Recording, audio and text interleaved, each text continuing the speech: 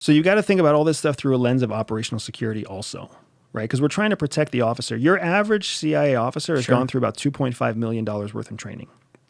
But they're still just a fleshy sack, right? A bullet, a knife, a car, a bat is going to do real damage to your $2.5 million human asset, right? So we're always judging things through a lens of operational security. So when we know that when we know there's a target sitting in a bar and we know that we know more about the target than they know about us, that's a scenario that we call information superiority. So we can walk in there and we can launch a surprise attack and basically pitch them on a cold approach to solve their biggest problem. And we can anticipate that they're either going to have a conversation with us right there, or they're not going to have a conversation. They're just going to leave, right? We also know roughly 75% of the time they're going to stay. 25% of the time they're going to leave. So we know that we have to give them a card with a phone number or something, so that if it's 25% of the time and they leave, when they have the oh shit moment 10 minutes later, they have a number they can call. We also know that we should sit at the bar for 30 minutes. Do you know what I'm saying? Yes. But once that 30 minutes is over and they've left and they haven't come back and the surveillance team outside has called in and been like, hey, that dude went straight to the police department. Or the surveillance team outside is like, hey, that dude called his wife right away and told her the whole story right away. Now we're like, oh, okay, that was a wash.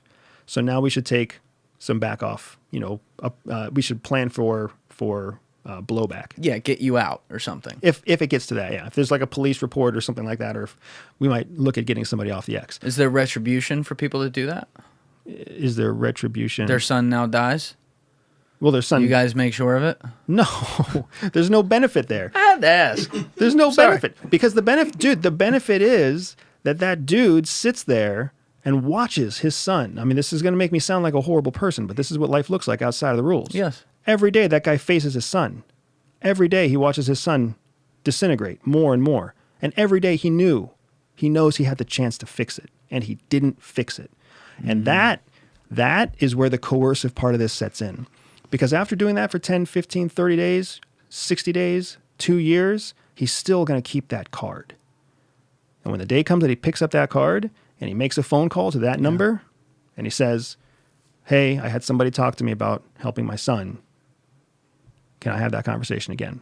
Someone's going to say yes, right? That's what it's all about. If we're going to take the step, if we're going to put the effort into the cold approach at all, then you're going to have the effort to take the follow-up. Like it's worth it. The risk is worth it because that person is so special. What happens in Hollywood, dude, is that out of 100% of cases, we'll cold approach maybe 5%. 95% work. Oh, I believe that. Yeah. But you know what? Hollywood doesn't like the 95% because then it's too boring. Like, oh, you become besties and you go out to dinner and then you start talking about families and then you start doing this and you start doing that and that's not sexy. I don't think that's boring. Well, a lot of times in Hollywood, it's hard to develop that story accurately. Interesting. So it's way more entertaining when the guy walks into a smoky bar and he drops a suitcase of cash and he pulls a gun up underneath the table and he says, hey, you're going to talk to me. You're not going to leave. That just sounds more entertaining in But then